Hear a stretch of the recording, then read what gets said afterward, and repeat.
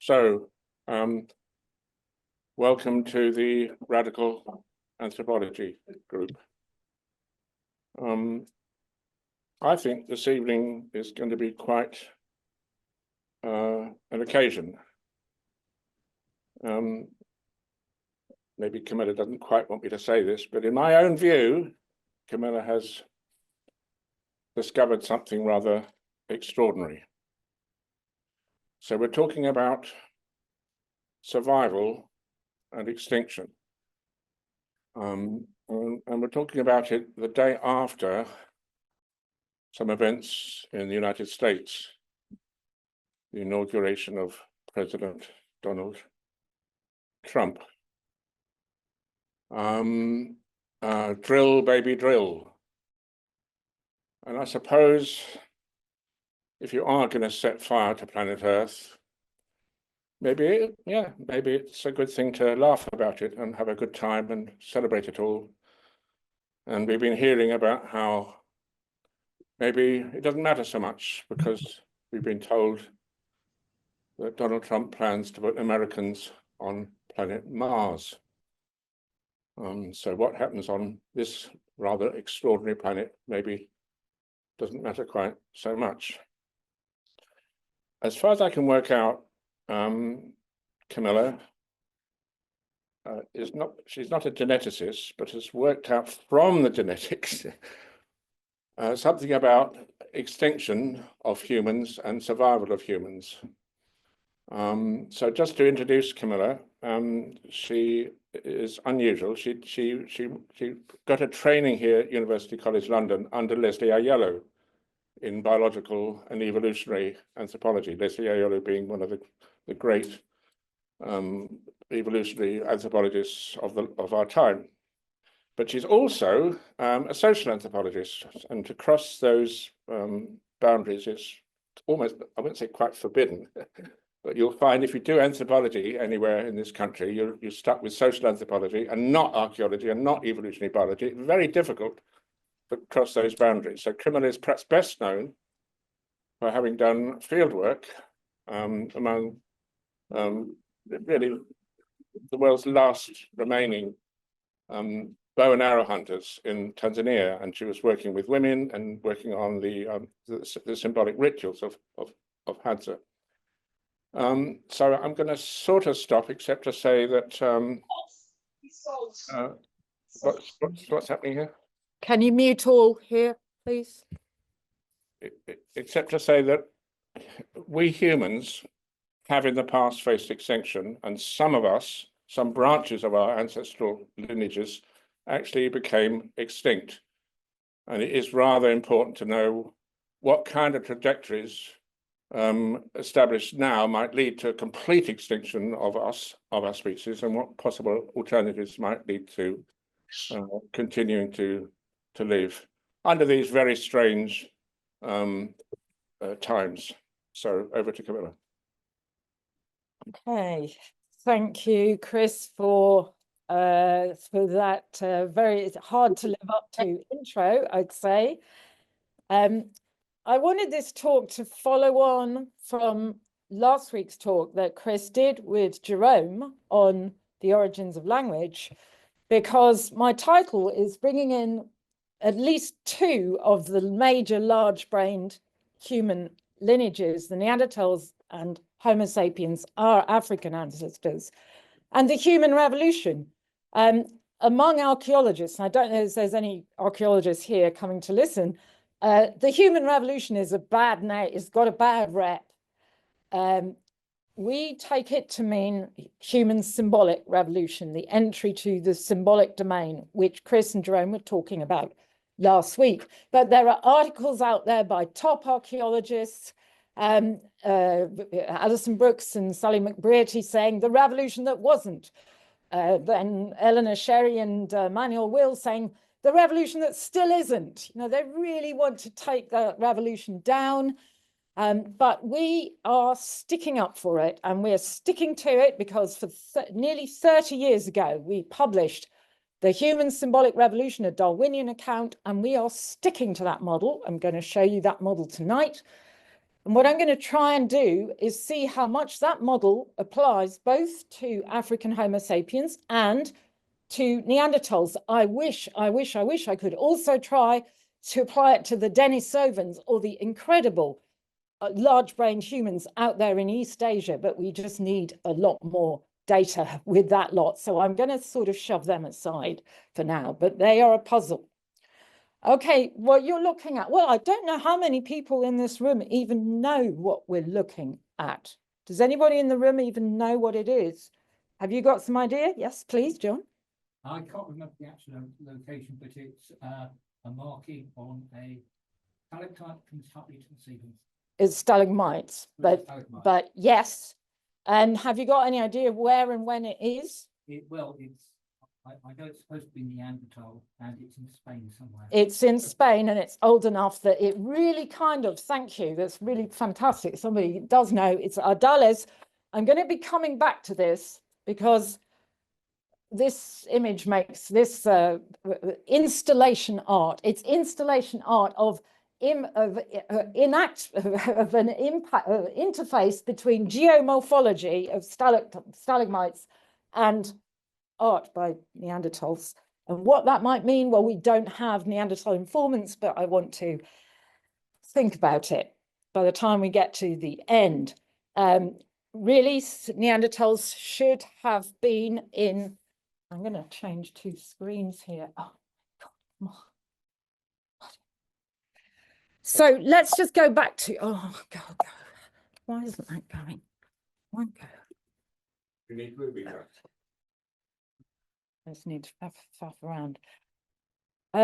So I'm just going to give some timelines about the relationships. And I don't expect everybody to read every bit of each slide. Some of these are borrowed. This is Grun and Stringer from 2023. They're really dating these fossils. I don't need you to look at the names of the fossils exactly. But what we're seeing, okay, this side is where Denisova in Asia. The yellow, we're looking at Neanderthals in the yellow, starting at the base, Cima de los Huesos, show you that in a minute, which is over 400,000 years ago, basal Neanderthals. Now, because those were basal Neanderthals, it's very difficult to imagine that that blue, which is the Heidelbergensis over there, is the daddy or mummy of all the lineages going to Africa and the lineages going to Europe and Asia.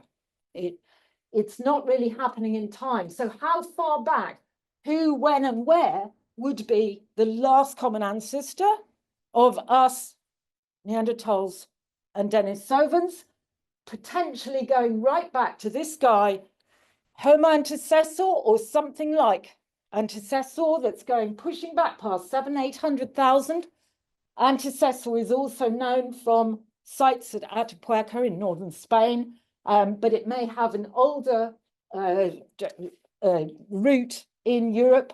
In fact, either antecessor or something very like it as the possible last common ancestor, where possibly somewhere like at the junction of the Middle East, but that would imply going back into Africa there, which is, you know, that's a bit extraordinary if that's true. But that's the time frame of this common ancestry. Now, what I want to say is, I am not going to be arguing that Denisovans, Neanderthals, and us were all symbolic.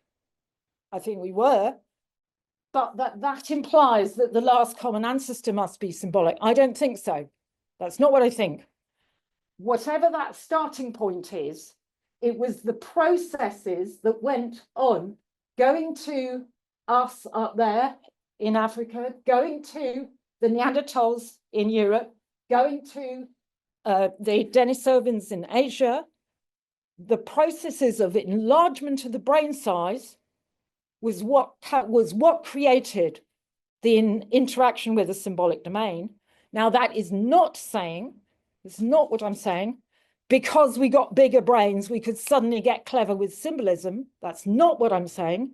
What I'm saying is we needed symbolic strategies to get the food to feed the brain. And particularly, it was females who needed symbolic strategies to get the energy to feed these incredibly large brains. That's the basic model. Is that clear at this point? Okay. Right, let's just go again. This is very strange. Why? So why does that not go? I guess. So yeah, it's funny. It's over. Just another slide borrowed from Chris Stringer. Apologies to Chris Stringer, but this is just showing the extraordinary collection of the basal Neanderthals from this great pit at Cima de los Huesos, Atapuerca in northern Spain. And it's this particular specimen, Cima 5, which is showing the Neanderthal traits, the pulled out face, prognathic, and the back of the skull, very Neanderthal-like, saying this is proto-Neanderthal people. And that's why they've shoved aside Heidelbergensis really as a possible kind of daddy of them all. But this is an amazing site where there's huge levels of mortality, 28 minimum number individuals from all the bones that are assembled in that pit. Huge levels of mortality for teenagers and adults. I may say something again about Atapuerca later on that. Yeah. And that's just to show again the lineages going to Africa through Jebel Ehud, basal human Homo sapiens, basal for our lineage. Denisovans would have branched off there, the D there, before there's our Cima 5, which is the base of the Neanderthal lineage. There it's being correlated at about last common ancestor 600,000, but probably that's being pushed back in time. There was genetic sort of clock evidence suggesting that, but it's being pushed back in time. Can we go forward? Right, no, I'm going to go to very recent publications this Christmas. So I've been working on these over Christmas or since then. And what's been particularly exciting that you might have heard about in newspaper reports, the timeline, the point in time of the admixture happening between Neanderthals and ourselves. So this is clearly being, I wouldn't worry too much about the workings here, but I'm just going to look at the timeline, which is a 47,000 midpoint with a couple of thousand years, or 2,000 to 3,000 years either side of that, 7,000-year long period, a single extended period of gene flow between Neanderthal and Homo sapiens populations, presumed somewhere in the Middle East. It's very likely as people coming out of Africa, beginning to intermingle with Neanderthal populations in the Middle East. Now, what they are tracking through with their examination of these genomes from all these ancient modern humans and ancient Neanderthals that they've been analyzing is that there is immediate selection for certain variants that Neanderthals are providing for modern humans. These would be things like metabolism, energy, metabolism, immunity, disease, pathology, and so on. Potentially skin pigmentation. I will show you some of that. And those were being selected, taken up quickly, whilst there would also have been this purging of Neanderthal alleles that just weren't working in interbreeding with modern humans, that they were just being they're called introgression deserts. They don't get taken up. And then from that process, a selection on the what's left standing. Now, what's particularly interesting among what hasn't been purged, I'm not going to say much here, but if anyone wants to ask questions, though I'm no expert in this, is there is some argument that autistic spectrum has arisen as an outcome from this interbreeding. And its probability is calibrated with presence of certain Neanderthal sequences. This is not saying something so simple as Neanderthals were autistic. It's not saying that. It's something about the combinations. But what's really, really interesting is that the autism wasn't part of this rapid purging. It wasn't an integration desert. Means that there was something there to pass down. Okay. And it was beneficial. We can't make very strong judgment. We need a lot more work, but it wasn't non-beneficial. Let's put it that way. We don't know. So now let's go and find some of these amazing women who were part of these processes. Some of you may have seen Secret Lives of the Neanderthals, the work by Emma Pomeroy and her colleagues on this new burial find, Shanidar-Z woman, who was found as part of what was a famous, supposedly flower burial at Shanidar, it's northern Iraq, cave, the Kurdish region of northern Iraq. And she is dated to some 75,000 years old. And, you know, an expert like Emma Pomeroy or Chris Stringer, they can tell this is a Neanderthal skull, this is a modern human Homo sapiens skull. They can just, you know, they can see it. But if you start to create the face, the muscles, the tissue on the bone, if you start to make Shanidar-Z as she looks, you imagine her emotional expressions, her behaviors, her gestures, and then you have, and here we have another beautiful reconstruction, but in a portrait of the Lady Zlatikun from 45,000 years ago. This is Chechnya in Europe, Central Europe. And she has been, excuse me, can you mute all here? And she has been painted with veracity and accuracy from the genome. Her genome is one of the very oldest Homo sapiens genomes that we can recover. And you're just seeing that these populations, when they're meeting, there may be differences, but there's also so much potential similarity that they're able to register with each other. Even though they're recognized separate species, they're quite evidently able to meet, greet, hybridize in who knows what various ways. But Zlatikun is above all being celebrated for the fact that she carries that signature of the Neanderthal modern human interbreeding event that happened in the time frame of 47,000. So she's dating in Chechnya 45,000. Okay,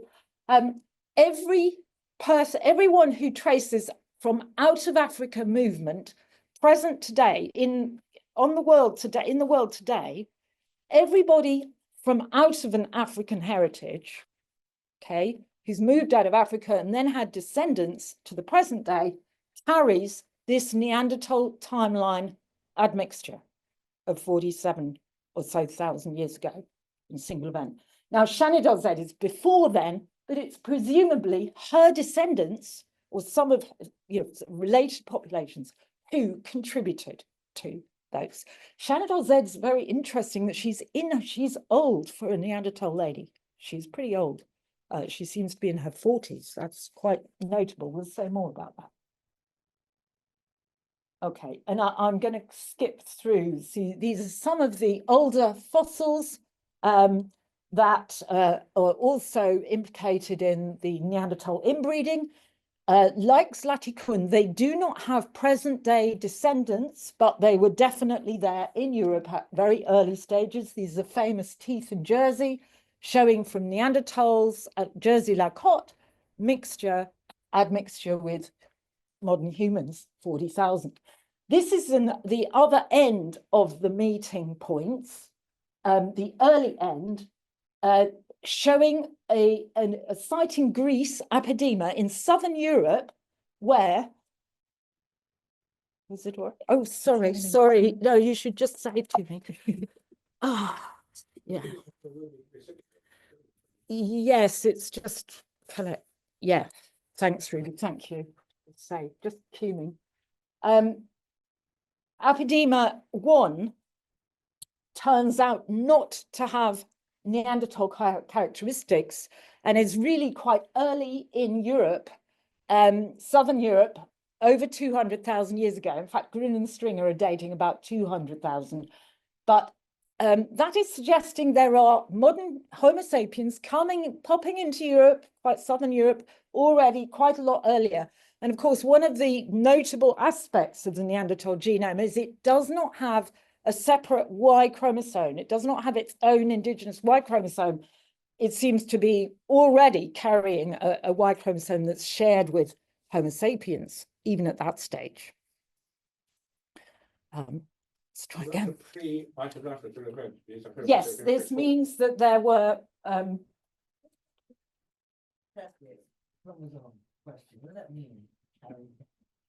Y chromosome is what's inherited in the male line. It's what defines male and passes down through male lines.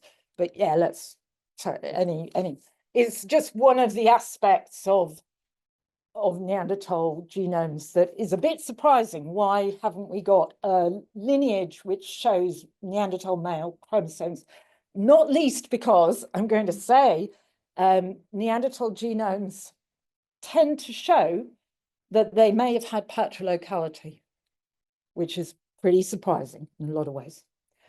Okay, now I'm back to another slide of Chris Stringer's. Thank you, Chris Stringer, for this one. But I have modified it and updated it and used it many, many years. I want to go to the timeline of the archaeology of human origins, and I think I have my colleague Ian Watts here on the Zoom to help out if I make any errors. What Chris Stringer simply did was show the timeline of the presence of red ochre pigments, anthropogenic, human-used ochre, going back at least 300,000 years in a number of sites: Catharines, East Africa, Twin Rivers, Zambia, Pinnacle Point, Klazi's down on the south, Lombos, all on the south coast of South Africa. In fact, from Ian Watt's own work in the Northern Cape sites of Wonderwerk, that ochre goes back even older. It goes back, we're going to see a little more detail on that. And then we get these amazing, what we're arguing with Ian Watts, I would argue the ochre is our very first signature of any ritual activity or symbolic domain. It's the first symbolic medium for African human culture, Homo sapiens. But then we get these shell beads coming up as well. Blombos is quite well known. Shkul is in the Middle East burial. But very recently, there's been right back to over 140,000 years, examples of shell beads from Morocco, okay, up in North Africa. So remember that bit. And our first basal Homo sapiens ancestor, Jebel Uhud, is also Moroccan. There's a number of crania Jebel Uhud. So Morocco is really very cutting edge with that basal. The basal Homo sapiens, flat-faced, but still not yet the globular football-shaped skull. So the first thing that happens, the first part of Homo sapiens speciation is that relatively flat face, not like a Neanderthal face. Omer Kibish and Herto, both Ethiopian. Omer Kibish, somewhat over 200,000. Grün and Stringer aren't putting it too far back behind 200,000.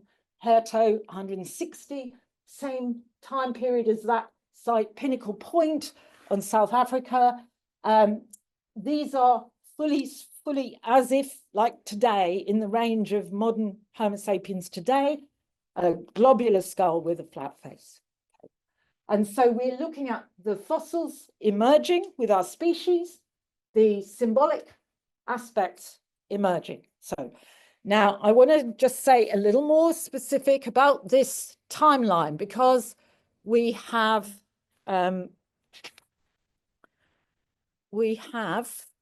had recent work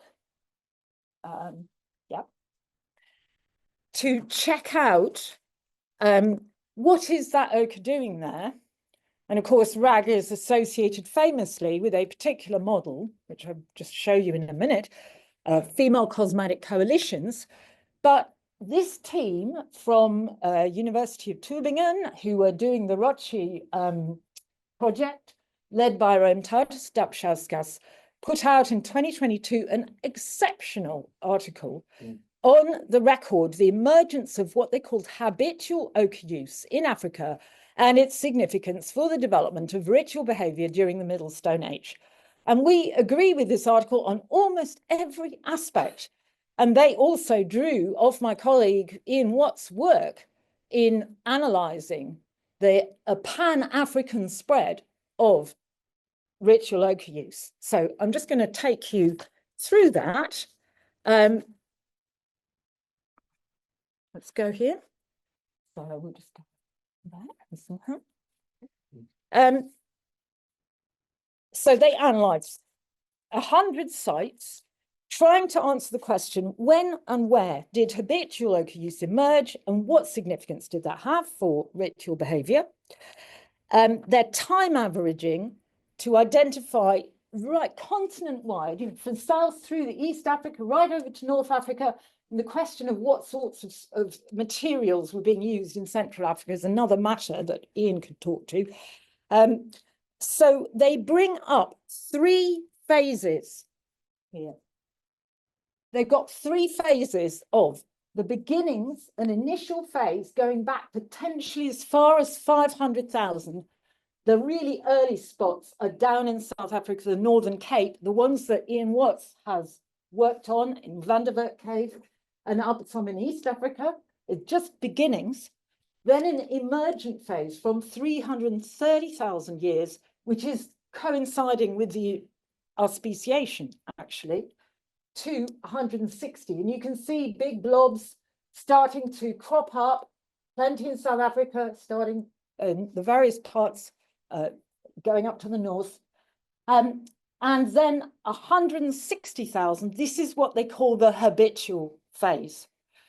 And you can see this giant, this is all South Africa, this is East Africa, this is right up all around. That last phase is the revolution.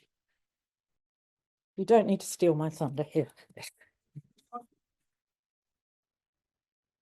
When myself and Ian were seeing this chart, and it's like the hairs are going up on the back of our neck, because is it okay? You can say, is that 1 phase or 2 phase? It's kind of trundling along at the bottom and then rocketing up. We just said, wow, this is dating by their time averaging methods. This is dating the 160,000 human revolution, human symbolic revolution.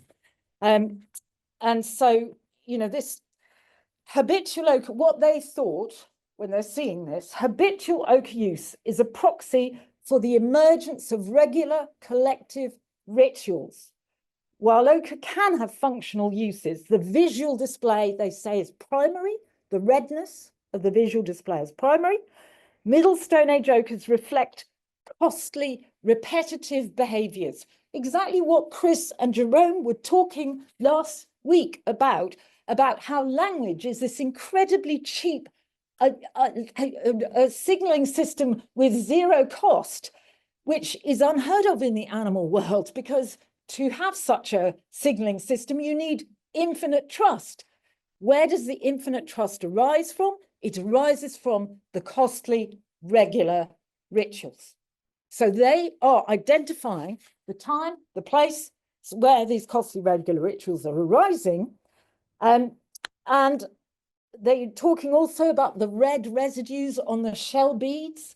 Bismune, that site I was pointing to, the very earliest site with shell beads, has the red colouring, and it's right next to great big lumps of ochre as well. So it's only within 15 or 20,000 years of the beginning of the symbolic period. It's a very short time period. I mean, in our time period, it's that short. Is this likely? The argument is that those shell beads are taking off the body paint that might have been used to colour people's skin in ritual. So they view, Dapšauskas view a large proportion of the ochre finds of the MSA, the Middle Stone Age, material remains of past ritual activity. And we couldn't agree with them more. It's exactly what we think. The emergence of habitual collective rituals is one important prerequisite for the evolution of symbolic communication. Yes, we totally agree with that. In fact, we said it a long time before they did, which they know because they were taking our model to test our model. Okay. And in particular, they use the idea of shared fictions. Chris was talking last week about Sperber's understanding of what is symbolic. It's symbolic because it's false. That leopard's a Christian and doesn't eat meat on Tuesdays. It fasts on. It's symbolic because it's false. It's a shared fiction, a shared story, a shared imaginary, shared lives. Okay, you've got to have an incredible amount of trust to share your lives with each other. Okay, this is the basis of the symbolic. Okay, so Dubchauskas was really putting to the test and giving some punch bag treatment to our famous model. I mean, it is famous, but a lot of people don't want to talk about it, but it is. Female Cosmetic Coalition model. I don't know how many people in the room have never heard of this. How many people? Go on. Oh no, a few. Okay, so I've got to take you through a little bit. This is an article from 30 years ago. In April, we will be celebrating the anniversary of this article. It's a landmark article that's tucked away in there. Why we win, we beat Dubchauskas and the others because we have a really good answer, evolutionary account of why is there all that red ochre there. Okay, I'm just going to take you through these simple cartoons to give you basic understanding, but I will come back to it because I want to apply it to Neanderthals as well. So the problem with red is the problem of menstruation. And in our ancestry, we lost any kind of other signal of concealed ovulation, so that if males could see a bunch of females where one's menstruating and all the other females are like pregnant, obviously, or breastfeeding, obviously, or menopausal, the girl who's got, you know, the scarlet girl with her blood, she's the one to look at. She's the one who she's not fertile right then, within a week or two, she's the goods. So as soon as one girl is menstruating, all the males, attention to her, all the females kind of worried, well, what's going to happen here, this situation? Now, all those females may be her relatives and friends. And what they do not want is for any particular male, whoever he might be, to be dragging her off somewhere or taking control of her. So they want to take control of her. They want to make sure they protect her in that situation. You're dealing with sort of apes now, not well, no, we're not dealing with apes. We're dealing with like Homo erectus. We're not dealing with apes. What kind of apes? Hominins. Well, I mean, Homo nice erectus. people like me and you. We're talking about a transition between primate logic and a human logic. That's what this is. I mean, the thing is that there could be two ways to deal with that situation. This situation would have come up again and again since Homo erectus, or since even Homo, would have come up again and again and again, and it could have been solved in all this a bit of hustle, but at a certain point, because of our extraordinary requirements of very large brain size, those women aren't going to just be able to let a girl go. No way. She's incredibly valuable to them. They can either totally hide the signal, just not even let the males know about it, because that's a bit like concealing ovulation. Nobody knows about fertility. Or they do that. This is what we call female cosmetic coalitions. They make a picket line using the ochre or whatever other pigments or color they might have, which might even be their own blood. I've seen that in real ritual. And they're just saying, you don't single one of us out. You deal with all of us. They're just showing their unity. They're establishing a taboo. They're establishing a no.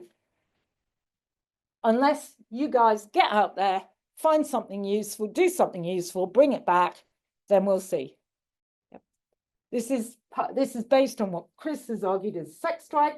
Now, these males may be a bit puzzled about that situation, but as soon as that's arising, for males who are very willing to work and to go and do something useful and bring something back, hunting, serious fatty, I mean, what do females need for the brain size increase? Things like fatty meat, incredibly important nutrition. And the guys who are willing to do investment, they will be very, very happy about this. Why? Because the dominant male, like the Trump male, let's call them, the one who just wants to grab the pussy and what have you, is faced with this. It's a no. No. But the ones who are going to work, they're going to benefit. They're going to help. Why? They're going to lose to their own offspring. Okay? They're going to be helping that.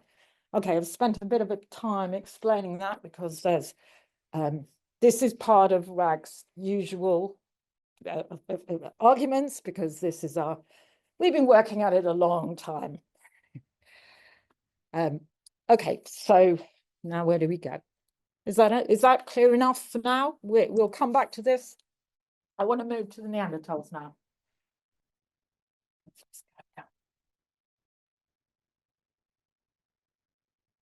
Oh, that's too far. Let's go back. Oh, why are the Neanderthals? Amy, but some of the has anybody heard recent stories about why the Neanderthals went extinct? What things they come up with on that, which I haven't even bothered to put up there. Anybody heard anything recently? It was very clever modern humans who waged warfare against them and drove them to extinction. Oh yeah, this idea. I mean, there was some article in some disreputable thing called The Conversation, written by somebody who's actually a lizard or reptile expert who doesn't even know anything about fossil humans, trying to make an argument about this great big sort of warfare stage between. And I'm going to be showing you why this is such to be treated with ridicule. These are nomadic hunting-gathering populations, and nomadic hunter-gatherers don't do warfare fundamentally. There have been all sorts of rather dumb explanations for why Neanderthals went extinct. Things about they couldn't speak proper because the base of their skulls was too flat and their tongues didn't bend at the right angles, which has just really been rubbish. Steve Myson has just published another book, I can't remember its title, on language, trying to suggest that, well, in the first place, he tried to suggest that Neanderthals couldn't join up their brains. They had fantastic modules for maybe a natural history, tracking animals and doing tools and social relations, but they couldn't join it all up. And recently he's tried to argue that their language lacks metaphor. And we're like, language cannot lack metaphor. That is the basis for shared fictions. You can't have no metaphor in language. How does that describe as language? Things about the size of their bodies compared to their brains. And that may be, you know, they're such big bodies compared to their brains that they may be not so smart, you know, not the smartest tool in the box. Life history difference. Now that might be a bit more interesting. But Eric Trinkhaus, when he put that forward about in the late 80s, he was trying to suggest Neanderthal mothers, because of bigger pelvises, more opening, could have 10 or 11-month pregnancies, poor things. But that was soon blown out of the water by the Kebara pelvis being discovered and shown that that was a male pelvis. But if you modeled it for female, you could show almost the same kinds of opening diameter as for human childbirth, Homo sapiens childbirth. But some aspects of life history difference could be, we'll come on to that later.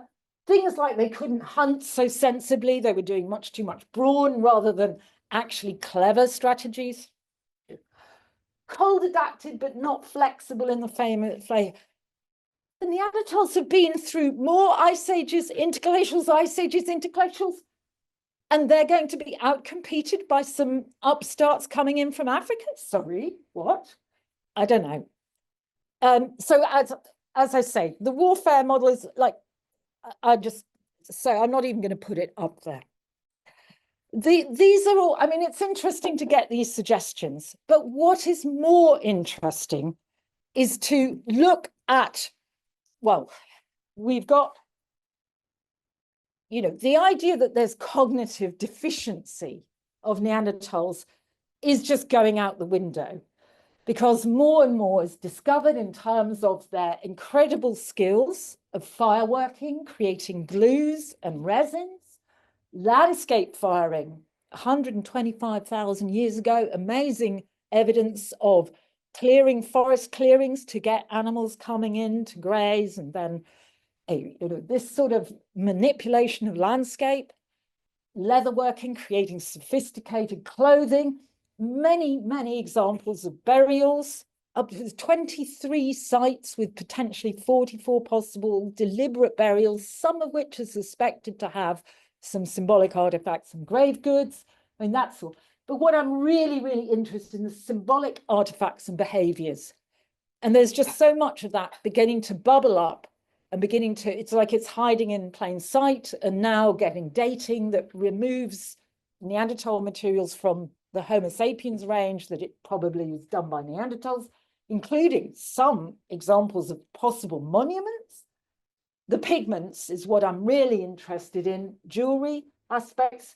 And then there's rock paintings and engravings that we're going to have a look at. That Ardales material right at the beginning, I'm going to end up there.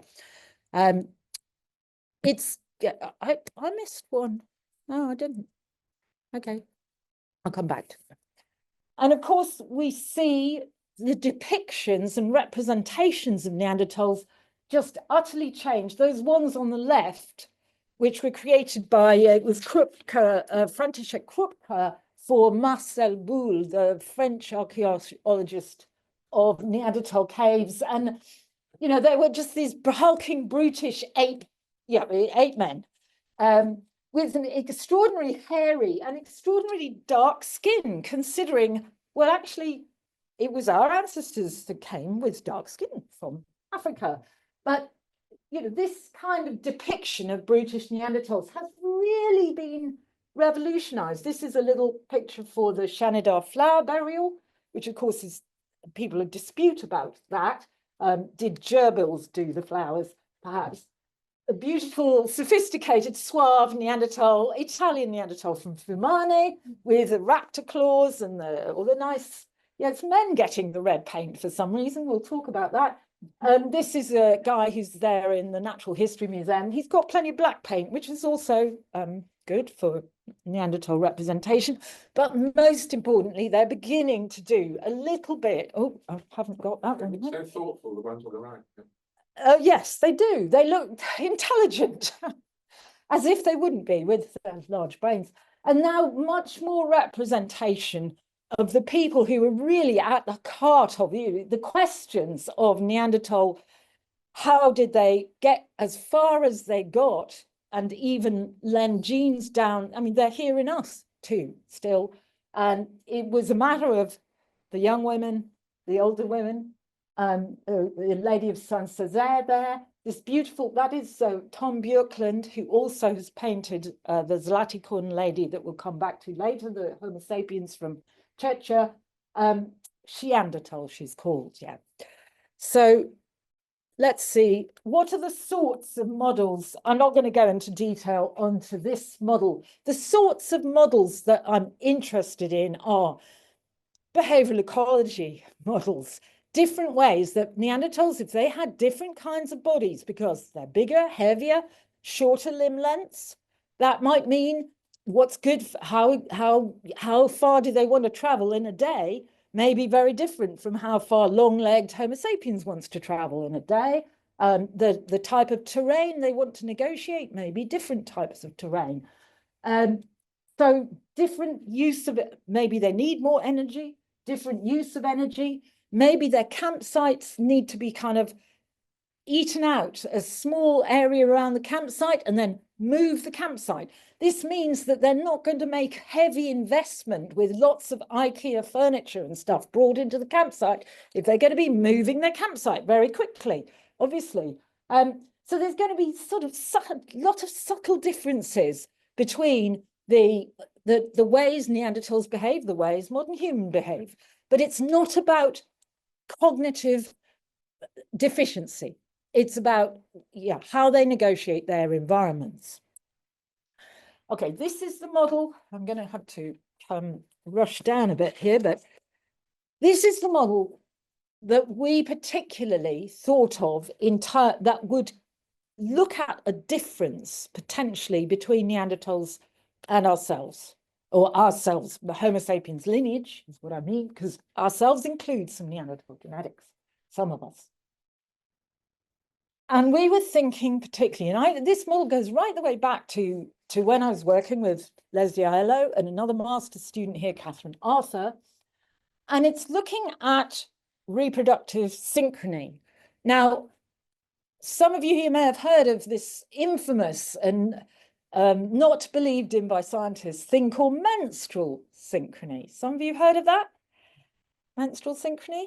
And now the scientists are all pooping, no, it doesn't exist. It's just in women's imagination because it kind of, they realize they're synchronizing and they don't realize the rest of the time. But the trouble is, of course, is that primates, lots of monkeys and apes do plenty of synchrony. It may not be menstrual synchrony so much as ovulatory synchrony. If females overlap time of fertility, this has an amazing effect on social structure. I'm just going to show you what the effect is. So here we just have a bunch of females. They're like clocks showing, when are they going to be fertile? Exactly, when they're sort of facing, this female is going to be fertile. Right then, this guy is like ahead of the pack. He's that trump male who can grab the pussy first. And he's going to go, and what he can do in this situation, these females are desynchronized. They're not synchronized at all. And he can go to her, and then, wait, okay, now he can go to her, and then, wait, oh, now her, and then that one, to pick them off one by one. And it all goes to him. Donald Trump, he looked like they win. If the females don't want that to happen, they can do something about it. Like that. Pretty magic. So is menstrual synchrony useless? Okay. So if they do that now, this is real life with wild chimpanzees.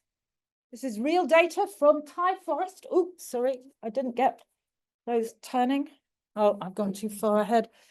Real life of wild chimpanzees. The grey columns, 1 or 2 females in estrus. So wild chimpanzees show when their moments of fertility with great big estrus signals. Black columns when there are more than 2 females in estrus, meaning they're ready for sex. They want to have sex because the males think, oh, they're sexy and they're fertile. Now, this is about dominance rank of the males. Notice the trump, number 1, alpha male, if the females are not in sync, he gets like 90% of the offspring, 90% if they're not. And then number 2 doesn't get anything. That's because number 3 gets a tiny smidgen because he's the ally. One of them's Donald Trump, one of them's Elon Musk. I can't tell you which is which. As soon as the females come in sync, woof, even the under 3s, the less than 3 ranks part of it in the mating system. Okay? Is menstrual synchrony good? We are really talking about seasonal synchrony here as much as menstrual synchrony. What matters is the overlapping of fertility cycles in time and sexual behavior, sexual proceptivity in time, and it will affect male behavior, affect outcomes of fitness for males. Now, I did all that stuff with Leslie a long time ago, but then we met our good friend Volker Sommer, who has an enormous, I'm sorry, it's not very well presented with the red there. I like using red, if you can understand why. Langer case studies. He knows as much about langurs and their, is that Toyin? Toyin, we're talking about the Pan-African Revolution here, you know? Seriously, this is the thing. And the meeting between Homo sapiens and Neanderthals, and how much Neanderthals knew about it too. But we've got the dates, you know, we do. And also, I'm going to be getting on to the African explorers who entered Europe 45,000 years ago, which had produced the oldest genomes of Homo sapiens. 5 minutes time left. I haven't got 5 minutes time. If you, no, I haven't. Just think, if you wanted to do it in an hour, you've got 5 minutes time. Yeah, 10, it's 10 on that. But anyway, yeah, I know you're very hardworking, but I'm telling you, this is the Pan-African Revolution that created Homo sapiens and the humans. Back to monkeys. Langer's this great world expert of Volker is this great world expert of langurs, and he could really compare a couple of langur populations, one living in Nepal, Ramnagar, highly seasonal reproductive population, the other in Jodhpur in India. They're the same species, but in these two populations, they did two extraordinarily different types of things, because one population, Ramnagar, very, very seasonal, tied to the rains, and females could only become fertile at a certain season. Whereas in Jodhpur, you can see these langurs, they're part of the temple complex, and they get fed all these goodies so that the females can actually have babies any time of the year because they get provisioned. And this is what happens in the Nepal groups, very seasonal, multi-male groups, lots of males, just exactly what we showed with the synchrony models, lots of males come in the group. And the females are sexy, extend their receptivity more of the time because they want to mate as many of those males as they possibly can. They are confusing the paternity for those males, and they're giving subordinate males extra reproductive success, and that reduces any chance of infanticide. It means the males just, if they've even just had sex with the female once, they don't want to do any harm to her little baby. It could be his. The Jodhpur ones do something really different, and that's, they're not seasonal because they've got the provisions. One single male is like the Trump male. He can go from one to the next, and they literally, the females line themselves up in a queue.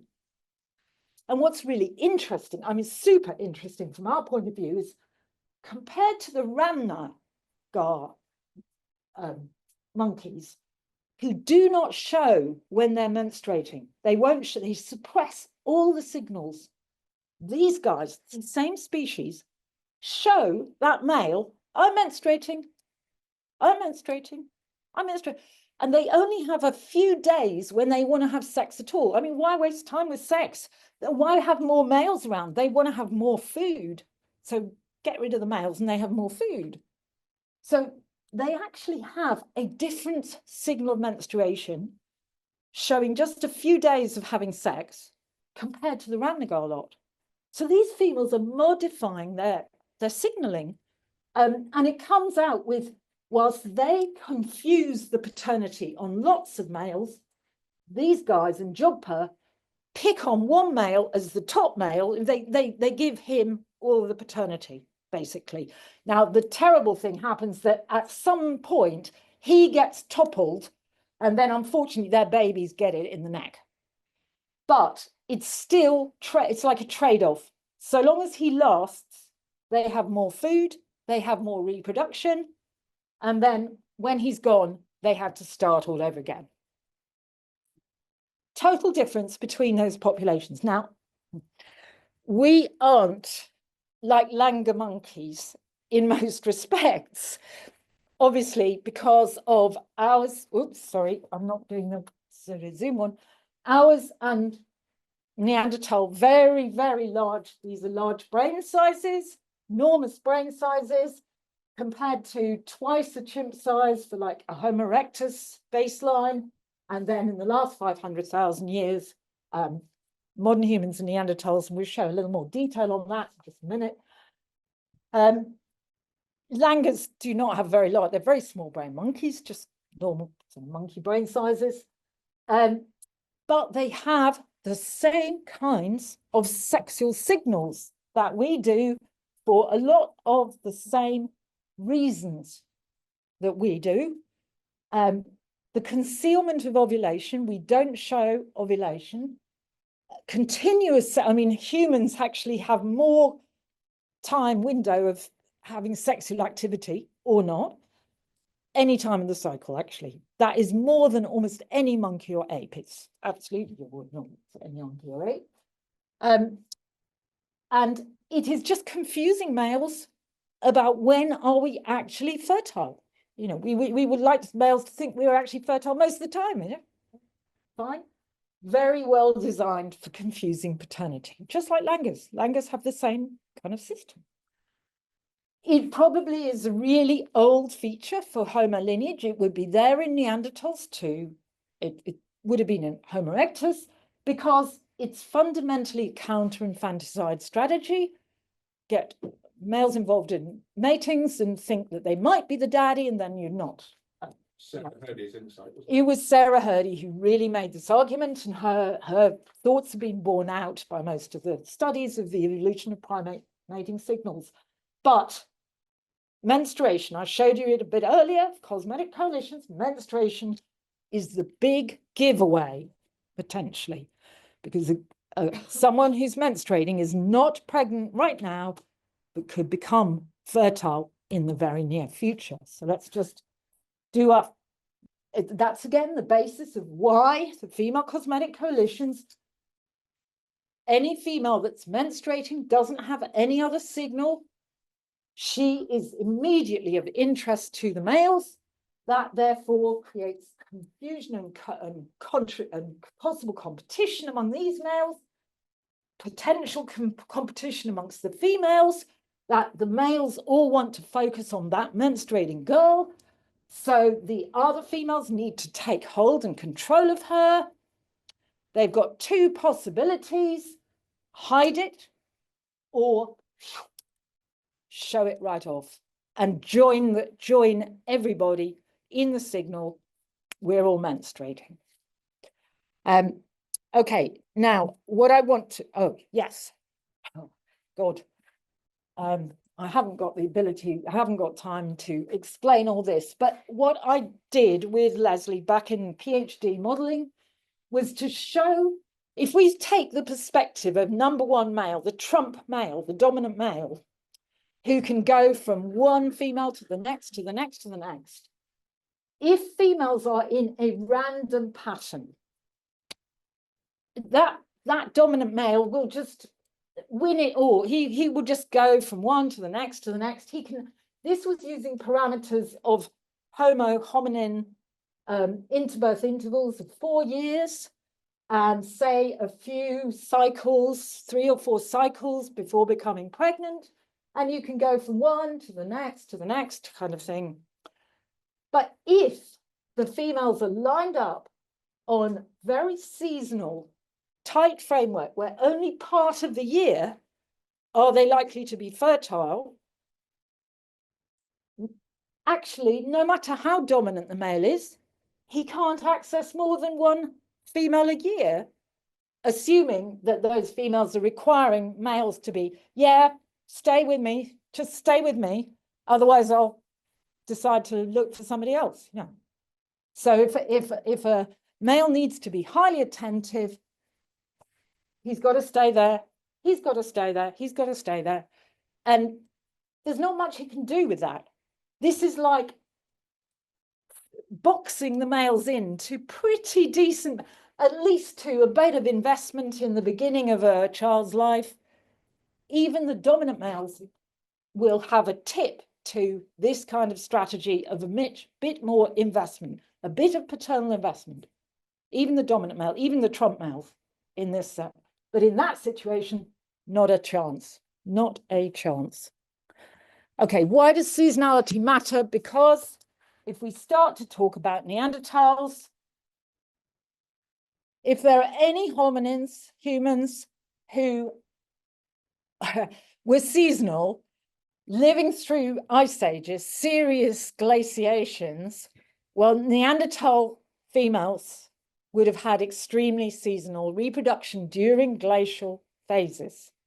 And if I'm not going to try and talk about Denisovans and East Asians these days, but if we think of Harbin, Homo longi, right up in northern China, think of the Denisovan Penghu in Tibet, jawbone, these hominins, these humans, very large-brained humans, would be absolutely seasonal in their reproduction. There's absolutely no doubt about it. So that is suggesting something about males kind of not having anywhere else to go. There's nowhere else to go with females. In a year, stick on one female, look after her, and then when she's kind of definitely pregnant, there's nobody else around. There's nobody else to go to. Okay, so we're saying this is definitely applicable to Neanderthals during glaciations, very strongly. Okay, so I need to rush a little bit. I just want to say a few words about this incredible, mysterious and amazing site of 176,000 years. I don't know how many people know of Bruniquel, a cave deep in the caverns in the south of France. It's a place that is difficult to get into. It is, you need firelight, torchlight to go in there, and it would create a lot of smoke and fumes. And there are these apparent kind of elliptical rings of arranged broken stalagmites, stalactites, stalagmites, I think they are mainly. And this must have taken probably a couple of days to even create it. It is very mysterious what on earth is happening there, but it's very hard to imagine that those Neanderthals of that date in that place were not accessing something symbolic and ritualistic. We'll come back to the actual climate conditions concerning. This is another extraordinary ritualistic type of object from Hungary, the type of plaque. Oh, sorry, I'm moving it forward on one and not the other. About 100, just over 100,000 years old, made on an elephant mammoth molar with very much rubbed with red ochre. So we've got some, we're starting to implicate our red ochre. We're going to have more of that. What else? There is a whole array. In fact, there are many, many examples of these raptor talons, a very specific form of Neanderthal jewelry. This is the example from Grenal, which was one of the first that was actually published. How do you get hold of the talons of eagles? You've got to be pretty skillful to be doing that. And then what are you doing with them? Using them as jewelry? Using them as rattles? Who knows? They've got, this isn't stuff you would just get to eat it. It's stuff that's being used for some form of ornamentation or symbolic. I don't need you to read all that, but this is just a whole list of places and dates going back to Krapinas, Croatia, back over 130,000 maybe, and coming through to the latest Pêche de Lazé, latest part of this Neanderthal. Golden eagle. Yeah, golden eagles, swans, owls. There's something about this. This is a bit like male trophy display. You know, I'm such a skillful guy that I've got these raptors to show off. Yeah, that suave Neanderthal from Fumane was obviously with his raptor claws. But there's also the beautiful cosmetic kits and pigments that have been found for Neanderthals. This lovely Cueva, this is southern Spain, southeast Murcia, southeast Spain, Cueva Anton, the cockle shell with orangey pigments, these perforated shells. Now, these are the similar looking in many respects to the African shell jewelry, in many respects. At the time they were found, dating in a kind of phase 45, 50,000, that seem to be Neanderthals before modern humans would have got there. But we're going to talk again about the dating on that because it's not as obvious. Right, that's the beautiful Cueva Anton one. The Murcia, I mean, this is an incredibly sophisticated cosmetic kit, this Cueva de los Aviones, with these little horse bone applicators, like applicators for cosmetics. Beautiful ochres, pigments, and different colors. Yellow, a yattrosite yellow, which is a pigment. It just isn't used for anything else except, oh. That's all Neanderthal. That's all Neanderthal. It is, because at the time it was published, it was like 50,000. Some people thought, oh no, it's modern human probably. They've redated it to a very significant date of 115 to 120,000. And I'm sorry, it's not modern human. Yeah.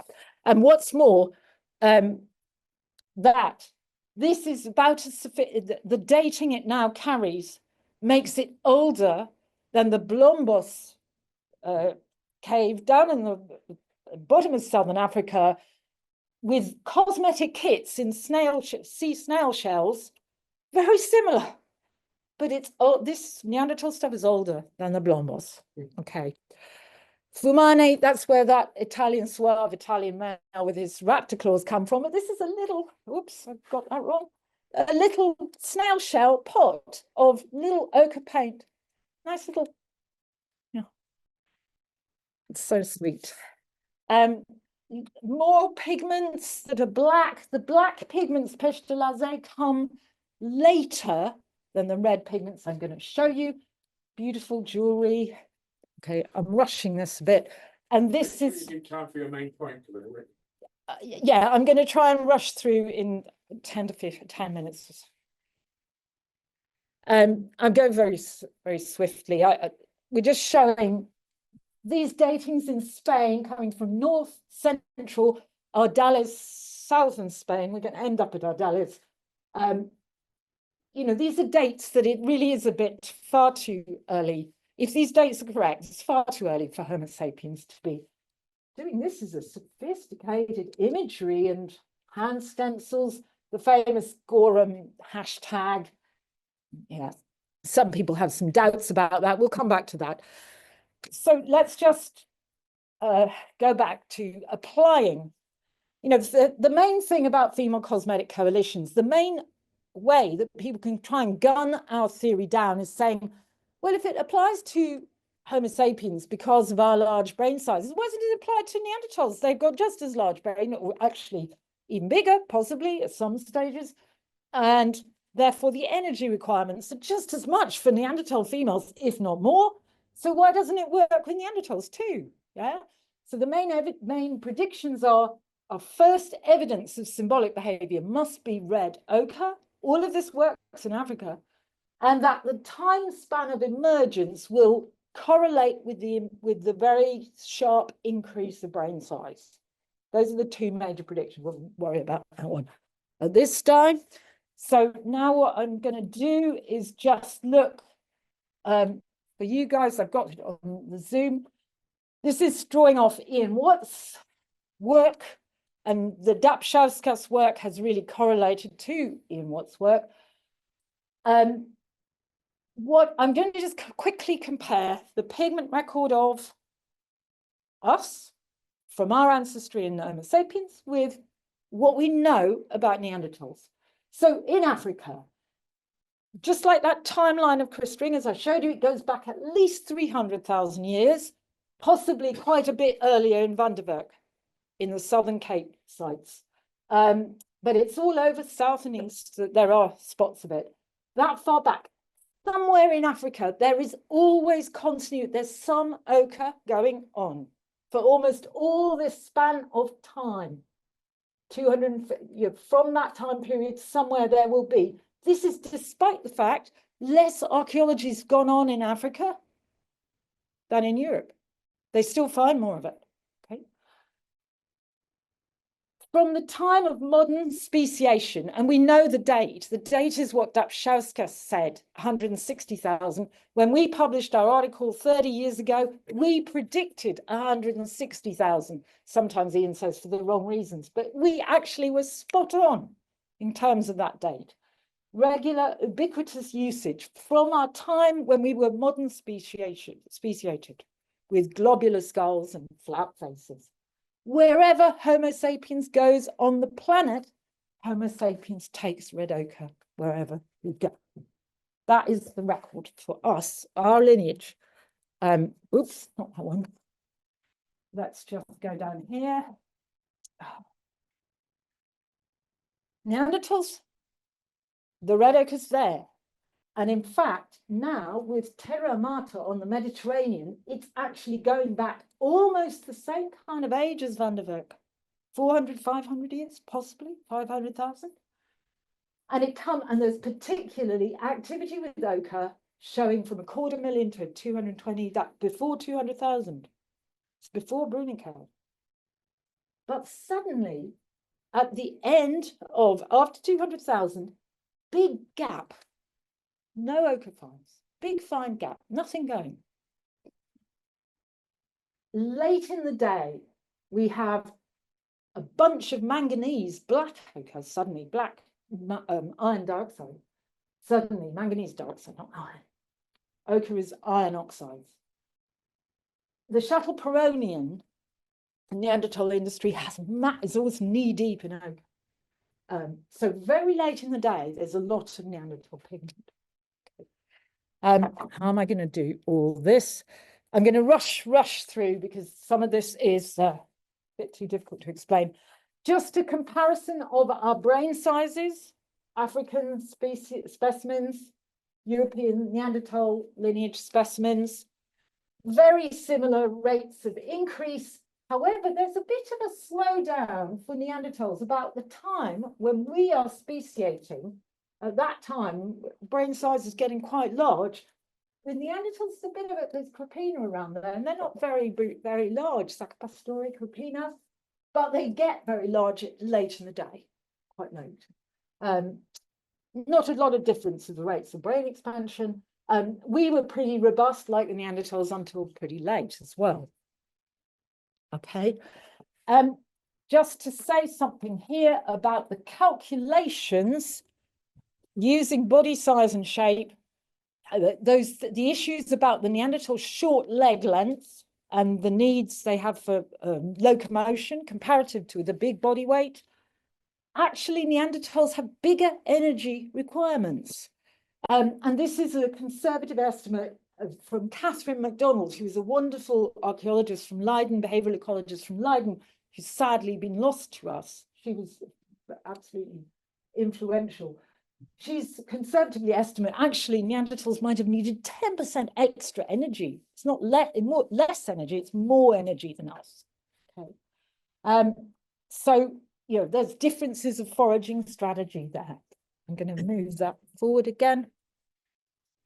And now I'm just going to look at the effects. What if Neanderthals have very strong seasonality in their environment?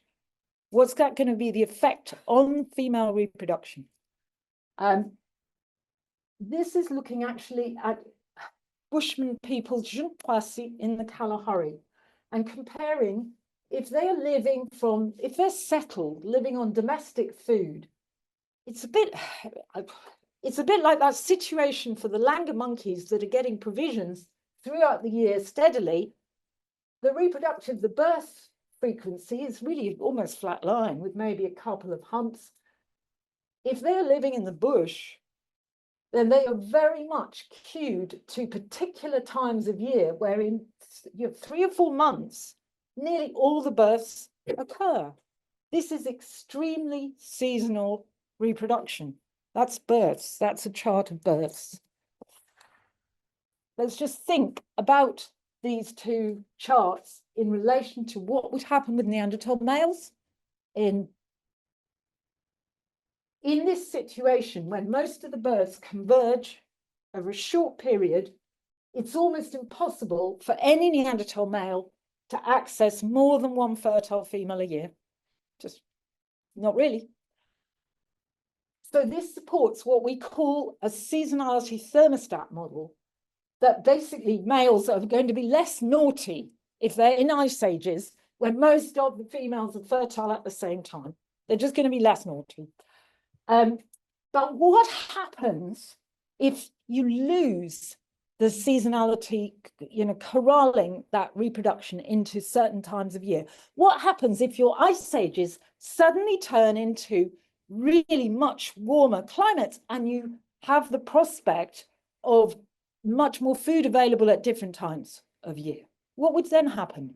Well, that would be the time period when we expect female Neanderthals might have to think of different strategies.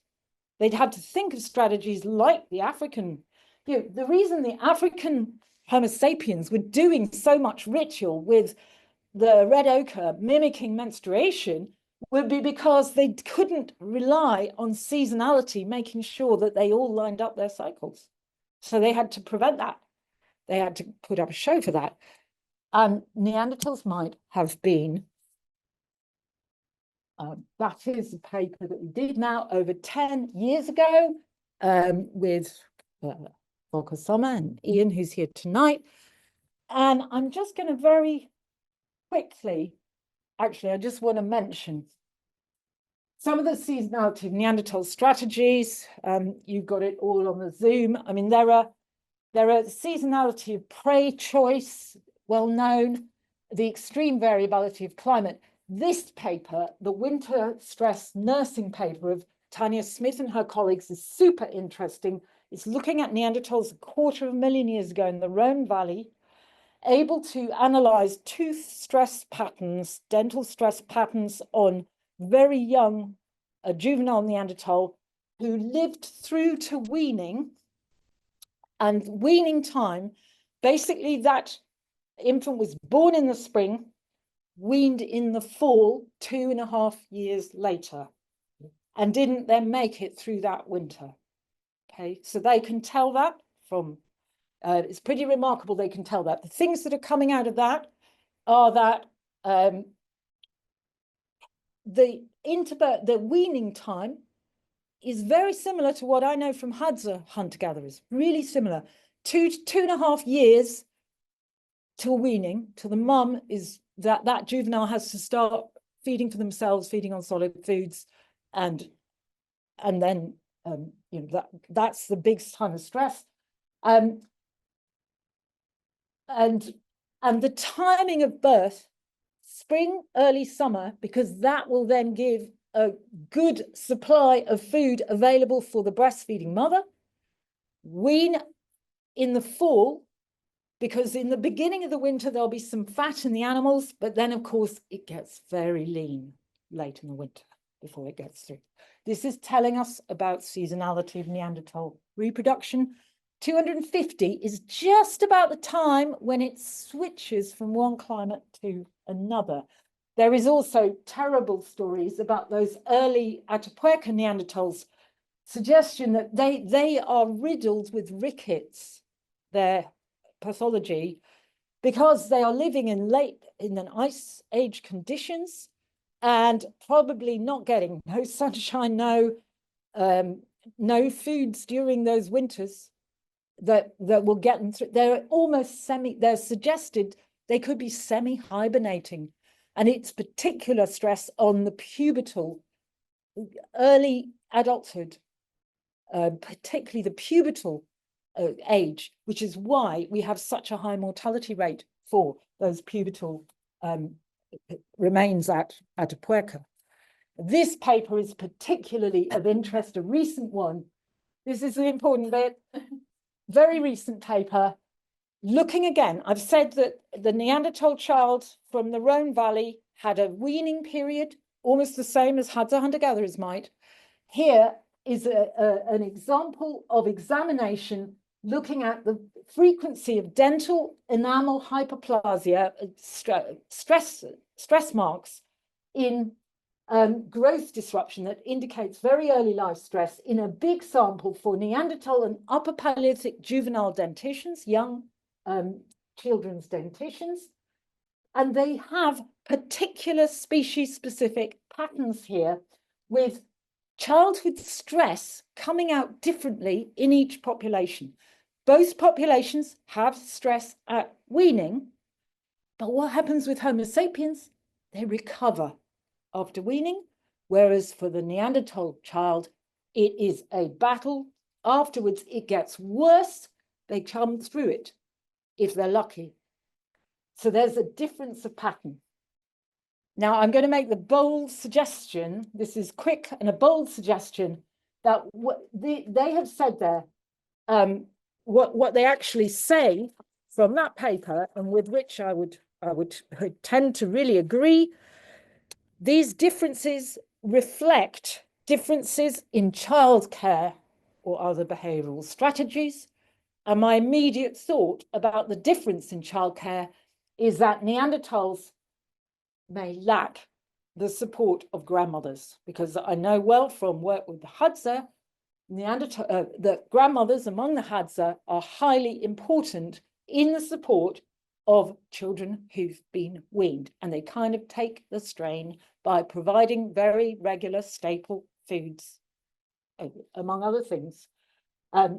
Neanderthal grandmothers may be much, even though we saw Shanidar was potentially in that pattern in the late glacial European circumstances, we can see in the genomes from Neanderthals in Spain, Neanderthals in Siberia, there is a tendency of female Neanderthals to leave their groups and start in another group, while males, showing off their raptor claw necklaces, tend to be relatives. Neanderthals are tending to show patrolocality. Males related, females strangers, adult females strangers. So where is that maternal grandmother? She's not there. Why? Some of the reasons why females might want to get out of those groups. One, if there isn't a mum to help them to stay behind for, why stay behind? The other is the potential risk, which has been shown in some of the Neanderthal genetic evidence, that there could be a risk of incest with a quite close male relative. That is one of the main reasons why great ape females leave their groups.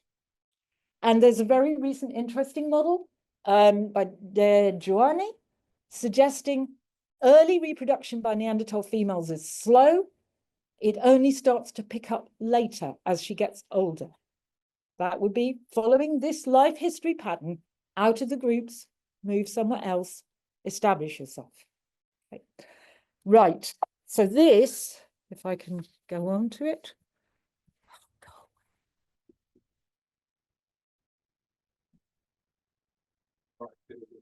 This is, well, it's something interesting and significant. I'm sorry if it hasn't been exciting so far, but everybody's been excited about this Celtic matrilineal. Hey, wow, fantastic. But meanwhile, I was saying, hey, but have you seen this other paper that went alongside the Neanderthal human admixture timeline? This paper of the Zlatikun lady from Churchill. This is the population. African explorers discovering and opening up a new continent of Europe 45,000 years ago, leaving a trail of a special techno-complex that went all the way to the Torquay Riviera at Kent's Cavern. They had a holiday in Torquay Riviera. These are the tools from Cave Close near Hadchakem. Anyone can pronounce that. Close by Zlatikun and Ranis. Ranis and Zlatikun are within like 200 kilometers of each other. I want to do that as a pilgrimage, walk across that landscape of steppe tundra from where she is to where the Ranis people. Why it's so exciting is these are the oldest Homo sapiens genomes analyzed with high coverage. And the first time they could pick out what is the sex of this individual and how related are these individuals. So I was getting my heart in my mouth. I was getting jittery. Oh my God, they're going to bust our model totally to pieces, because if they show Homo sapiens is like the Neanderthals, is patrilocal, oh my God, it's going to bust us. But they couldn't. They didn't. I thought, yes, it doesn't support patrolocality. It gives the opposite pattern. Now, I've got to be really calm about this because we're talking about 6 people in Ranis and the Zlatikun lady, 7 people in all. It's not a lot.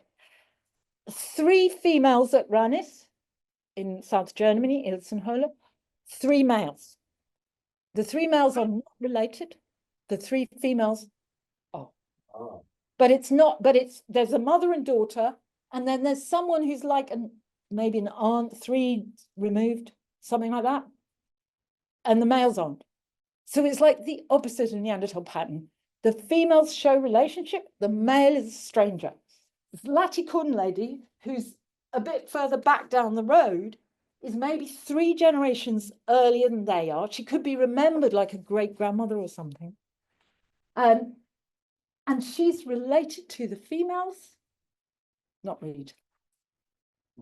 So it's now, this isn't clearly matrolocality, but what it could really look like is what would be the demography for African hunter-gatherers.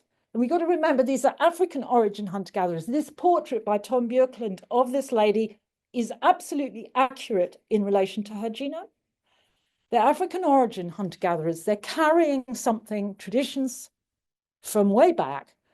And so this could be multi-local, which is what African hunter-gatherers do. They're multi-local.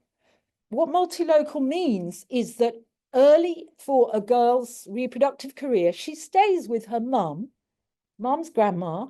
Mum helps out with those offspring. Those offspring, okay, they have stress at weaning, but grandma's there to help them through. All right. They have bilateral links, pathways to relations through father, through mother. They make any links they can. The Hadza are superb at this. Use their names, lots of different ways, find all sorts of different kinship pathways. That's what they do.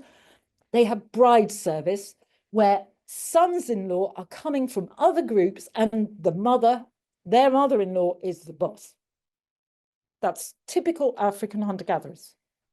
And my guess is that that snapshot of the demography of Ranis and Zlatikun is showing something like that. That if you did the same kind of thing with burials of local African hunter-gatherer groups, you'd get something like that. One thing for sure, it is not patrolocal. Because the Arsenal and Neanderthals were patrolocal. We're sure that there is some evidence for it. There's a little more evidence for that with Neanderthals than we've got here with Ranis. All right, I'm really, really sorry about this. I can't bear, this whole lecture needs to be 2 lectures. I'm just going to show, okay, I put up a model. Yeah, it's because I've had to talk about that patrolocality aspect, but it's bloody important. I've put up a model. In the Ice Ages, Neanderthal males would have behaved themselves, but in the interglacials, they could run around, and the Neanderthal females suddenly had to do something. So this is just showing you, these are the results of those predictions.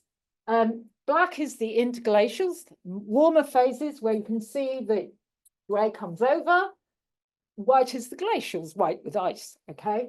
Where are the ochres? Okay, bang, okay, this is an early case, probably. Terra Marta may come here.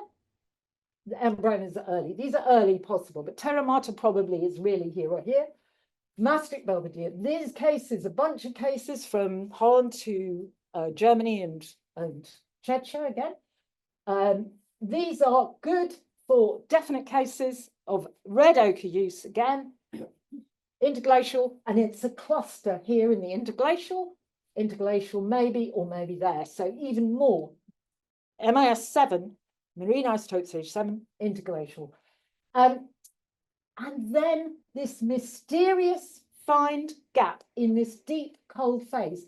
And look, 160,000, that is the age of symbolic revolution with Homo sapiens. This is concurrent with that, and we're suddenly lacking.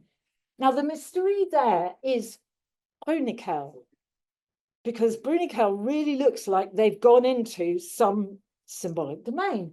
But Brunikel comes after this cluster of ritual activity when it is actually a relatively warm blip interstadial. So it's like Brunikel has been built up to by whatever's happening here. Suddenly they've gone to something interesting, and then it disappears. It goes. It's gone. It's like they got it started and gone. Can I just stress something, which is a good scientific model makes predictions, it's testable, and had ochre been found in the wrong period, in glacials rather than interglacials, we would have been proved wrong. So it's very risky to do what Camilla did and with Ian and Ian and Volker. We put up a model that said this is where the ochre should be. And we only need one or two examples of being in the wrong place. If it scatters randomly between the interglacials, there could be other reasons like archaeological visibility, but we accounted for some of that. And this is the most recent part, the late Pleistocene. Well, there's a bit here that I just want to say something. The Tataplat, warmer. The Pech de la Zee, ochre, warmer. We could track through Pech de la Zee and Concanal in terms of layers, archaeological layers, and climate indicators. When it gets down here, Shadowperonian and the Pech de la Zee Mysterian, lots of manganese is the black stuff, but manganese can also be a fire starter. So as manganese was always turning up in the very cold bits, that's not so surprising, but it's really becoming a colorant here, and a Shadowperonian, lots of oak. It looks like here, things have broken away from environmental determinants, whereas we're seeing much more sort of climate driver in the earlier parts of it. There's just one little point to make, is about, you've heard of the hippopotamuses in Trafalgar Square 125,000 years ago, because this switch from 6 to the early part of marine isotope stage 5, known as Eemian interglacial, that obviously would be hugely confusing in terms of what is going on with seasonality reproduction. And so in our paper, we were scratching our head and saying, why isn't there more to show for this? Why doesn't that drive it? Why doesn't that pick it up? We were saying it should do. And then after the paper was published, they started to show that this incredible cosmetic kit was actually dating to that particular time period, and ahead of the game of the Blombos beautiful Homo sapiens cosmetic kits down in the Southern Africa. There are other examples too from Krapina. There are examples made by Denisovans, but I'm not going to go into that. Oops. The last thing, okay, I'm going to end up here pretty much. I think I've said quite enough. The last thing, Ardales. Where's my phone? This installation art by Neanderthals, more than 60,000 years ago in Spain, with amazing red pigment. What do you think? Any of that? We have no Neanderthal informants. I'm just going to end with a little bit of thought. This is not scientific at all. It's just what I envisage from this. This is songs from the awesomely powerful ancestral Alknarincha women of Central Australia. Song says, they are menstruating. Their flanks are wet with blood. They talk to each other. They make a bull roarer. They are menstruating. The blood is perpetually flowing. In any Aranda myth, Alknarincha can be recognized by the fact she's constantly decorating herself with red ochre, associated with water and presented as menstruating copiously. The women are like men with bull roarers, and they have solidarity, invoked in one song through the image of a clump of bushes so thick, so pressed against each other, they cannot move separately. the central Altnerincher women, Central Australian Altnerincher women, they are known as women who refuse men.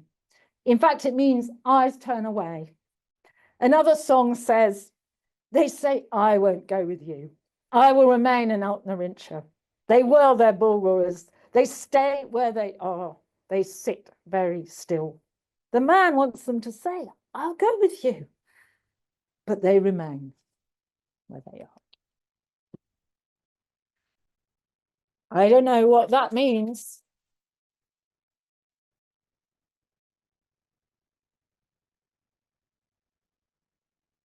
So that's just a divergence of the strategies.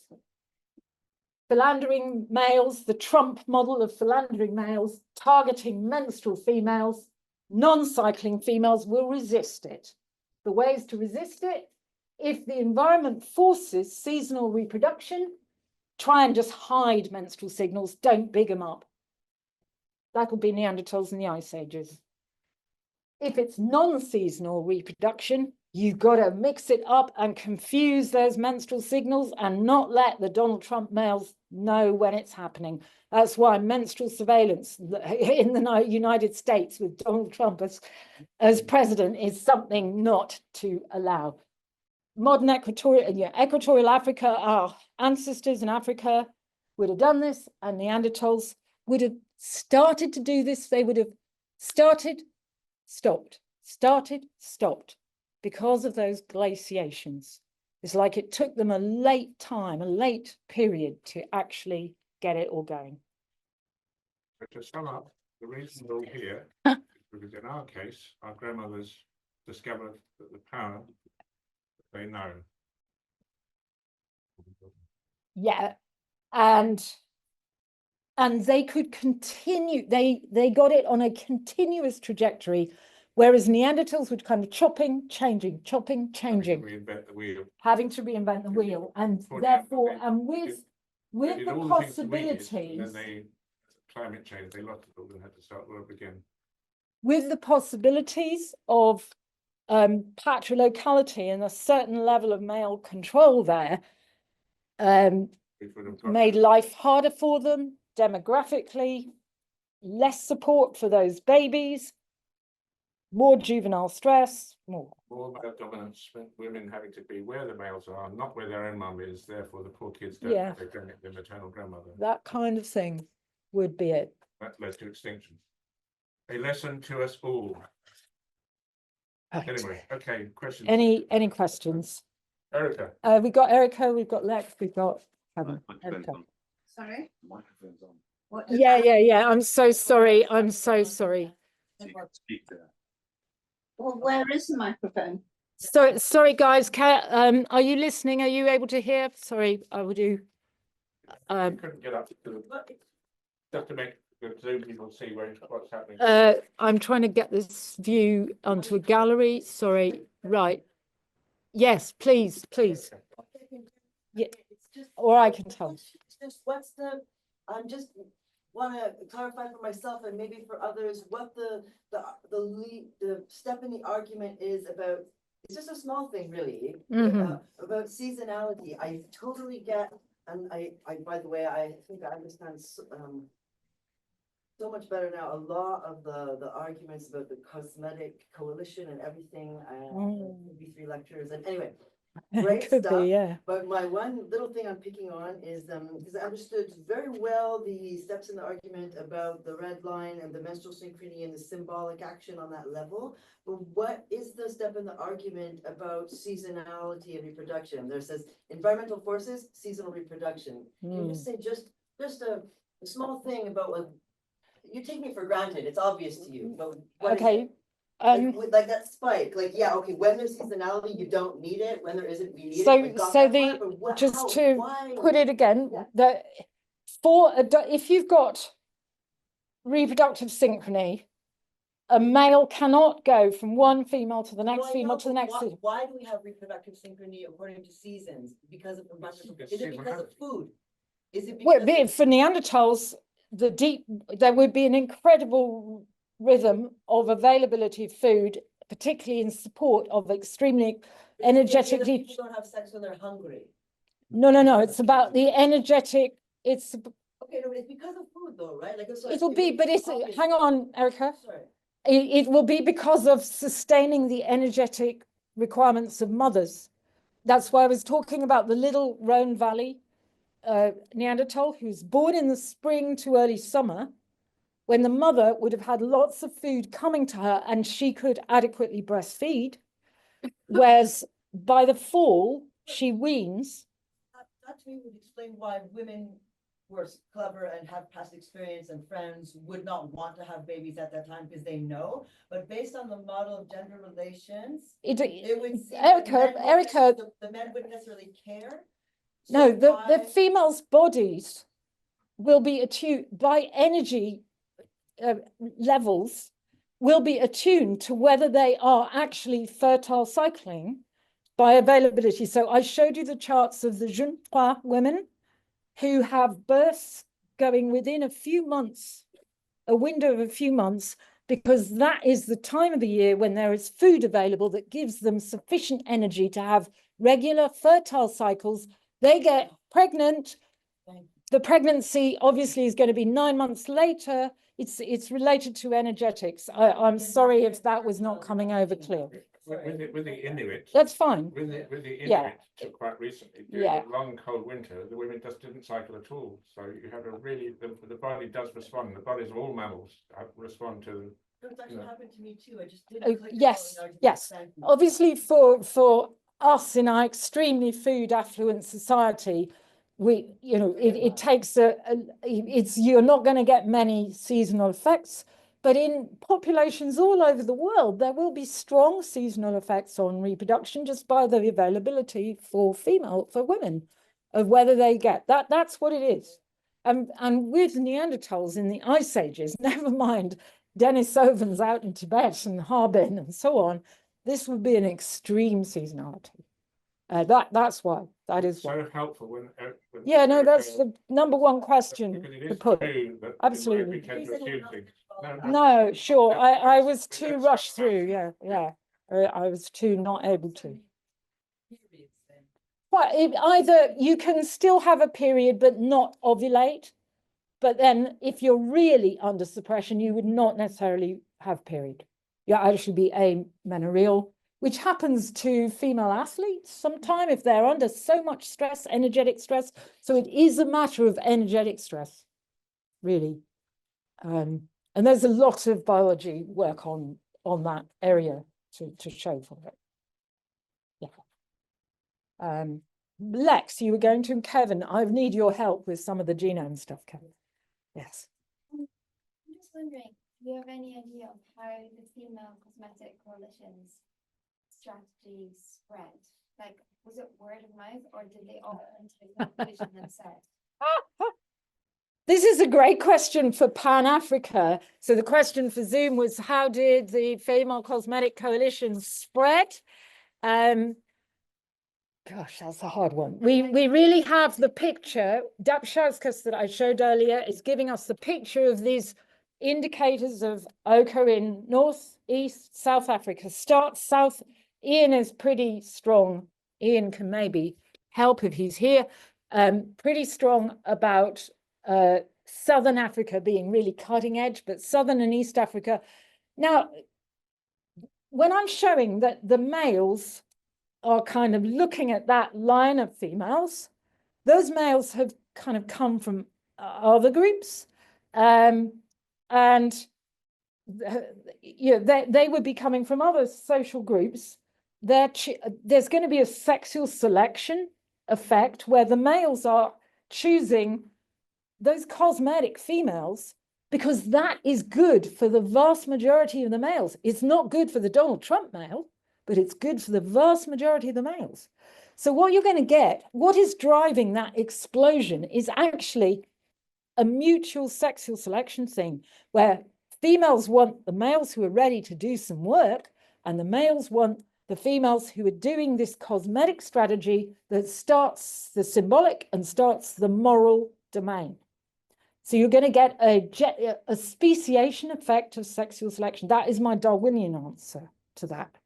It'll go by, but I think it's an important question because we are trying to say that this could have started in Neanderthal Europe quite autonomously and independently, and it could start in different parts of Africa quite autonomously, independently.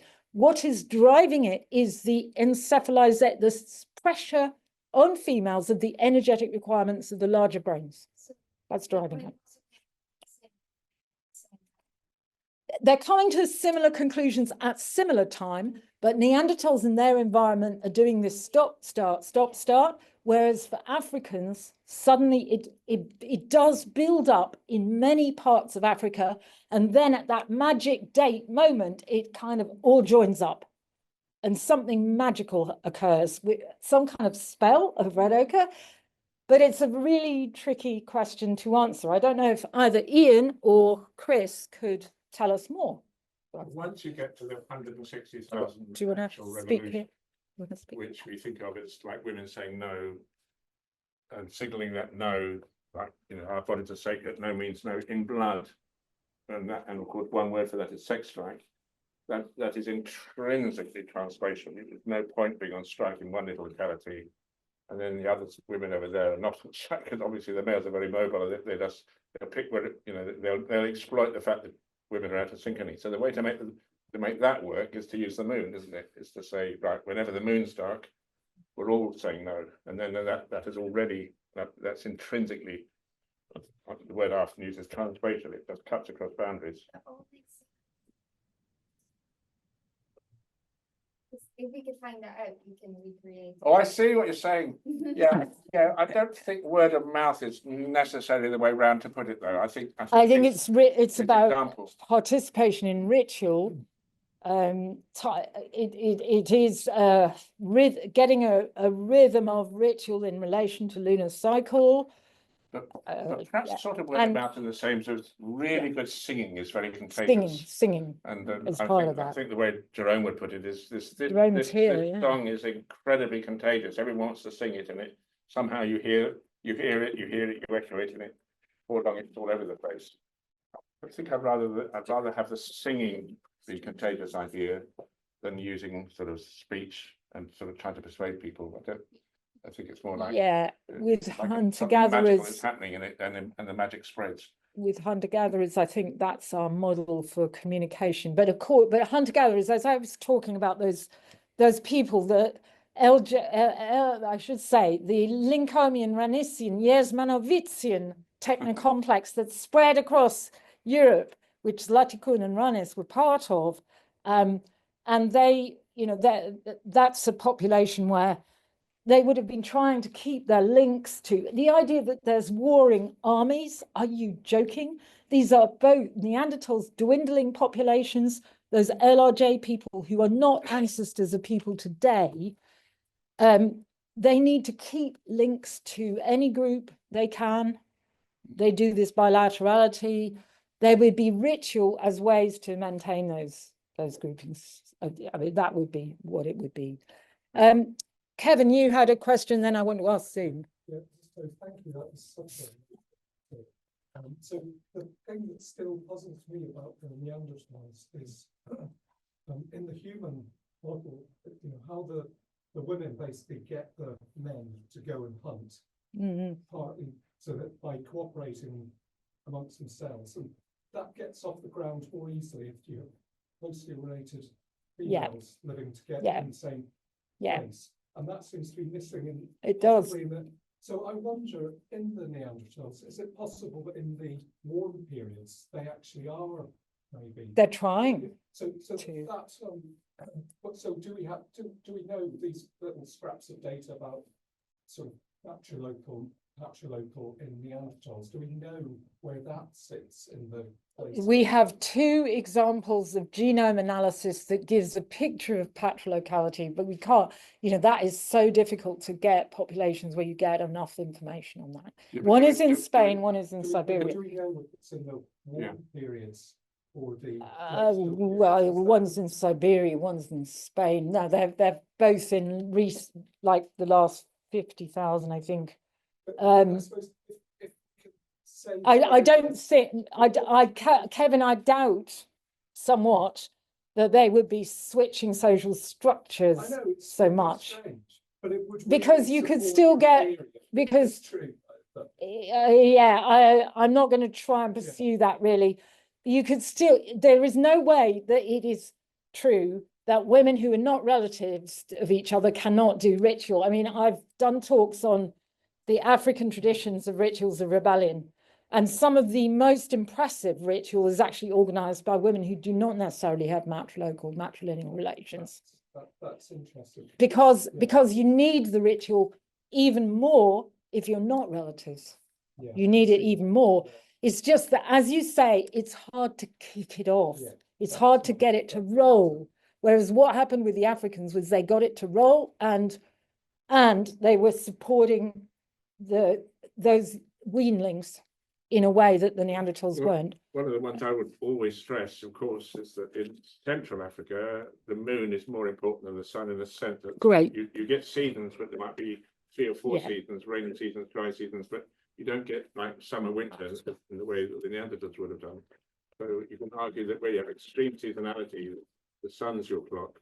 Where you have minimal seasonality in Central Africa, the moon's changes are much more important, and therefore keys in with the, with the lunar synchrony of the menstrual cycle. I've got Chrissy. Raga wants to ask something online, and then I'll come to you guys. Yeah, Raga.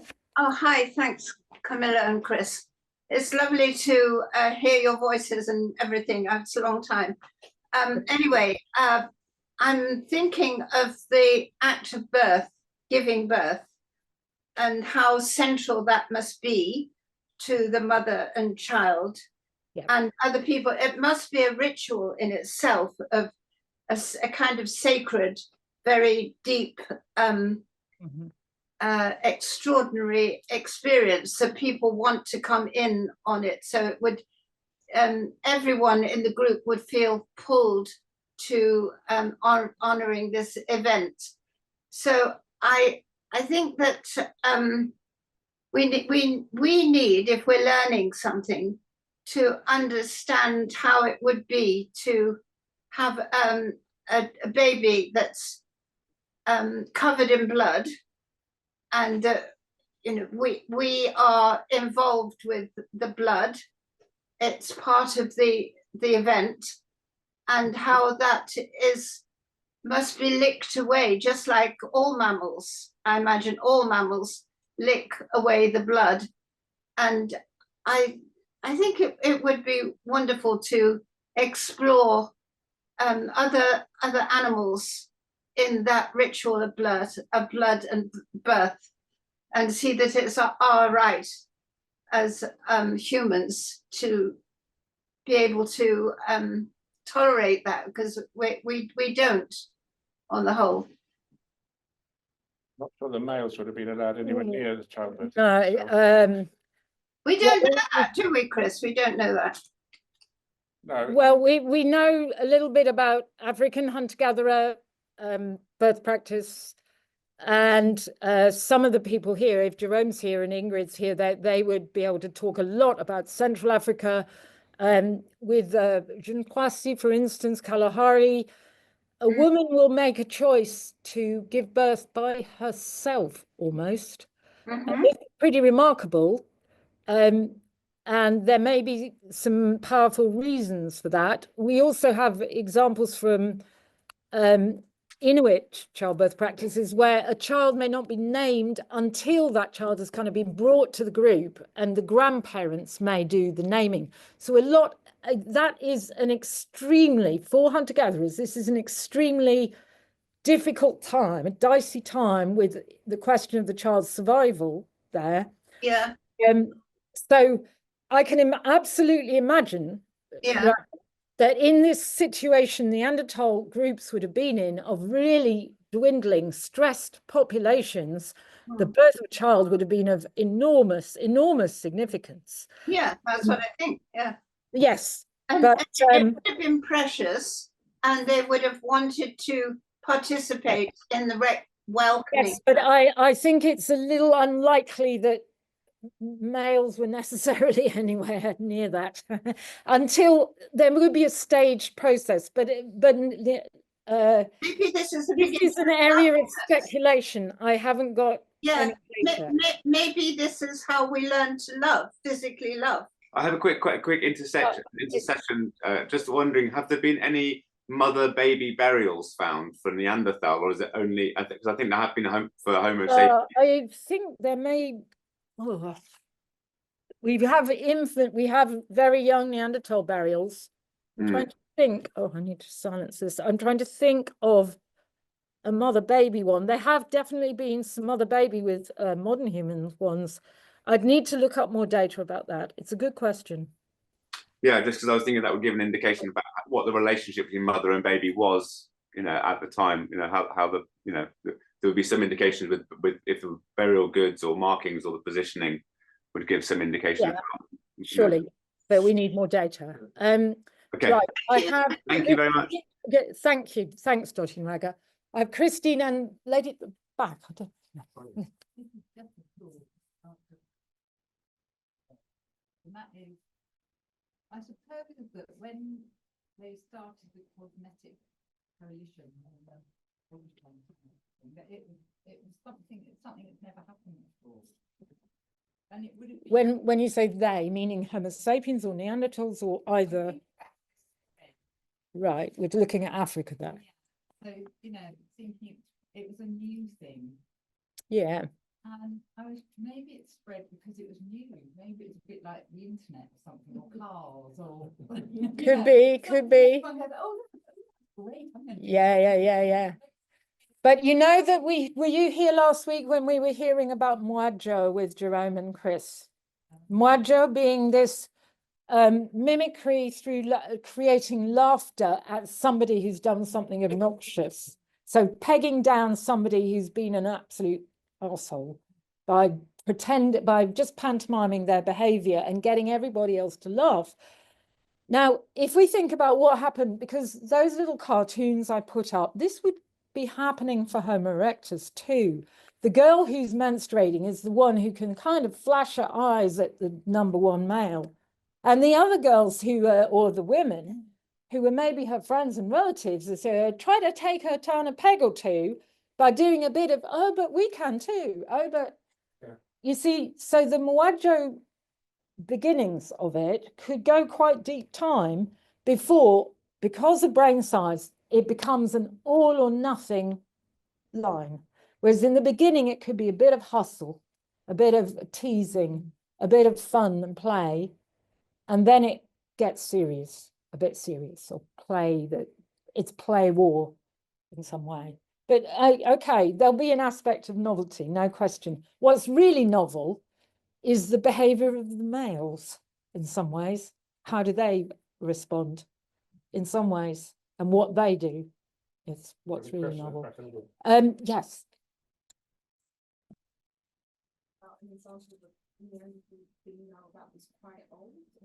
Stanidard, yes.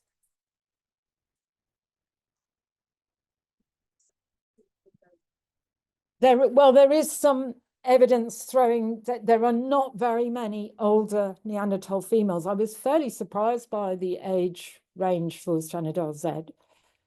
There is some evidence from particularly Croatia Krapina, where they have quite interesting evidence getting stress results that talk about possibly puberty onset, first menstruation, birth, and they have very few older females apparent. And then you think about the whole question of this movement of females from their groups and just the lack of grandmothers there. I mean, there really is, we need more demography of really more understanding of the mortality rates with Neanderthal groups and of females especially. But it's a very good question. Have we got the real evidence for that? Shanidar Z, I mean, she might be at a relatively benign time for where she is in the middle, up in the north of Iraq. And it's that population. I mean, there's quite a big group there that were buried. It was quite a lot going on there. And whether her descendants were part of the mixture with modern humans with Homo sapiens, amazing, potentially. But yeah, it's a great question. Yeah, is there anybody else on Zoom? Yes. Camilla, there are 2 questions on Zoom from Emmanuel and Okay, can I have the one in the room and then I'll ask these ones? Yeah. Okay. Yeah. You're talking about females and cosmetic coalitions. What about males using cosmetics? Surely Don't they show the Neanderthals on there doing it? They really show off male Neanderthals doing it, and the jewelry. But why do you only talk about females? Because females would have begun it, but when the males play the game, yeah, they could take it on too. And also, well, the coalition, any coalition could include relatives. If you're a bunch of females needed to, stand up against outgroup males, you really need your Might sons want as part of the brothers. coalition. So Sons and would be brothers. painted up the same way, I'm sure. Yeah. Yeah. It's just that I have so much to talk about that to start talking about that aspect of behavior. I'm really interested in how are the males who are going to be behaving, and how does that work? How does that work? But you make But an yeah, important point, because it's good. female cosmetic coalitions would have been kind of cross-gender as well, not like feminine. Quite It would right. have been women as Quite right. quite powerful women with their sons and Yeah. brothers as backup. Surely it would have been a community coalition as much as Well, It would create, it you would can't- go in that direction, but it has to start somewhere. You can't have a coalition that's not against anything. You can't just have a coalition of everybody like that. That's not a coalition. The coalition has to be like in-group, out-group. So you need at least 2 clans or moieties. Yeah, we don't have clans and moieties as basic structures in the hunter-gatherer populations of the LRJ techno-complex. That is like hunter-gatherers, and they don't have clans and moieties until they settle down. Then you might get Celtic matrilineal clans and moieties. Yeah. But anyway, yes. We're online, there's a couple more questions, and I think we've got to end really, unless there's any vital. Couple more questions were? So there's a question here from Emmanuel. Shall I read it, or you want to read it? What is it? Where is it's a little bit up. It says the FCC blood relations models implies a one male to female stable bond. We have evidence of sexually promiscuous societies and patrilocal instances in modern ages. That is not an interpretation of the FCC, I would necessarily say, but these females are wanting at least one in early hunter-gatherer bride service groups. They absolutely insist on one male's work for a couple of pregnancies of one woman. That they're not having polygyny. There may well be a certain amount of polyamory, but but what is the issue is the economics, not just the sex. The issue is the issue is that a daughter of a mother is not prepared to be being fucked by her father or uncle. She wants to get a new young hunter in there who's going to do some work for her. Okay, it's pretty straightforward. To say the reason why hunter-gatherers are sort of monogamous is simply because women are so demanding. I find it really hard to keep one woman happy. Yeah, if a guy has to do bride service for 2 or 3 women, he's having a bloody hard time. Okay. Then Alistair is asking, I have a question about the lack of grandmothering in Neanderthals. Did this departure from the Homo erectus norm come about because they had less invested home bases, because they were so much more... I really can't answer such a question, Alistair, to adequately. I can think of a number of reasons why. I agree that there must be a reason for a switch back. That I would take Sarah Hurdy's lead and the grandmother hypothesis leads that tendency of female residents, female philopatry was standard for larger brained Homo, 2 times 1000 cc, 1100 cc. But remember, Neanderthals, and this might be true about Denisova, Harbin, Longi, Juluensis, whatever we call it in East Asia, that they're going into very difficult northern Eurasian climates with the strong seasonality. They're facing very risky hunting conditions, perhaps, And if we think about the Inuit, that is where you get male relatives doing certain level of hunting together. That's one reason. And then if we have difficulties of the females, they're not living long enough, then what have young females got to stay for? Maybe it's better to get out of that group and not be at risk of the incest matings. Yeah, so basically being close to the hunter rather than expecting the hunter to come to you. It could be some type of thing like that. That's critical. It's really, yeah, it might be. And one important thing about that is if we think of the situation of Neanderthals as dwindling under stress populations, and these, these Homo sapiens from Africa turning up in the Middle East, if Neanderthal females are used to going out of groups and end up with hunters from Homo sapiens, you can see why they would start to get absorbed. Yeah. And that is what Chris Stringer with Lucille Crete, that's their argument about why did the Neanderthal populations disappear to? Well, sort of the Neanderthal women disappeared into the arms of the Homo sapiens guys. Yeah. That would have happened. Possibility. I think we're going to have to wrap this up. We've gone too late, and I really have to make apologies for covering so much. Thank you very much. Two lectures full there. But the material on the early genomes of modern humans, I think, is really very, very, it's only a small bit of material. It's very, very important. Concentrate on that last bit. Yeah. Okay. I'm just very excited that I, as somebody who might have autism spectrum, that I might be more Neanderthal than other people. So. Okay. Well, I'm not an expert on this aspect, and there needs to be a lot more work. But it is fascinating and intriguing that actually some of those characteristics coming out of autistic spectrum may have had payoffs and not just disadvantage in the circumstances of the intermixture. So, wow. That is amazing. Yeah, that could be a bombshell. Thank you very much, Camilla and Chris, and the rest of the people. Okay, we're going to say goodbye to everybody on Zoom, and thank you so much for coming along. Just to say, for next week, we have a top archaeologist who may have more things to say on this than I do, Annemieke Milks, coming along to talk about how forager children, hunter-gatherer children learn how to hunt.